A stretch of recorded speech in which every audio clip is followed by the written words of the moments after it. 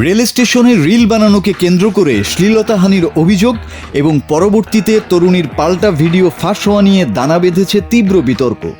প্রথম ভাইরাল ভিডিওতে দেখা যায় এক তরুণী স্টেশনে দাঁড়িয়ে থাকা এক ব্যক্তির বিরুদ্ধে অশালীন স্পর্শের অভিযোগ তুলছেন। তরুণীর দাবি, ভিডিও রেকর্ড করার সময় ওই ব্যক্তি তাকে হেনস্থা করেছেন। এই নিয়ে প্ল্যাটফর্মেই শুরু হয় তুমুল বচসা, যেখানে অভিযুক্ত ব্যক্তিকে ধাক্কা দিয়ে সরিয়ে দিতেও দেখা যায় ওই তরুণীকে। উপস্থিত জনতা এবং নেটিজেনদের বড় অংশ শুরুতে তরুণীর পক্ষেই দাঁড়িয়েছিলেন। তবে বিতর্কের মোড় 180 ডিগ্রি ঘুরে যায় দ্বিতীয় একটি ভিডিও প্রকাশ্যে আসার পর। সেখানে দেখা যায় সেই একই তরুণী চলন্ত ট্রেনের ভেতরে চটুল ভোজপুরি গানের তালে রিলস বানাচ্ছেন।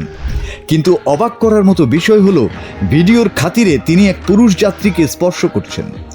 প্রথম ঘটনায় যিনি হেনস্থার শিকার হওয়ার দাবি করেছিলেন, দ্বিতীয় ভিডিওতে তাকেই অন্যের ব্যক্তিগত পরিসর লঙ্ঘন করতে দেখে সামাজিক মাধ্যমে সমালোচনার ঝড় উঠেছে। নেটিজেনরা একে পরিষ্কার দ্বিচারিতা বলে আখ্যা দিয়েছেন। বিষয়টি নজর এড়ায়নি প্রশাসনেরও। কাউন্সিল ফর মেন অ্যাফেয়ার্স নামক সংস্থা এই ভিডিওগুলো সমাজ মাধ্যমে শেয়ার করে উপযুক্ত ব্যবস্থা নেওয়ার দাবি জানিয়েছে। তারা ভিডিওর সাথে স্থানীয় পুলিশ প্রশাসনকে ট্যাগ করে অভিযোগ দায়ের করেছে। ঘটনার গুরুত্ব বুঝে পুলিশ দ্রুত প্রতিক্রিয়া জানিয়েছে।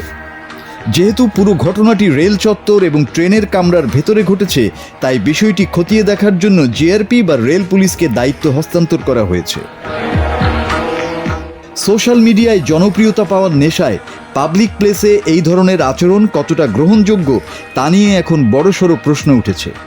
একদিকে শ্লীলতাহানির মতো গুরুতর অভিযোগ, অন্যদিকে নিজের ভিডিওর জন্য অন্যকে বিব্রত করা, দুই মিলিয়ে সরগরম অনলাইন দুনিয়া।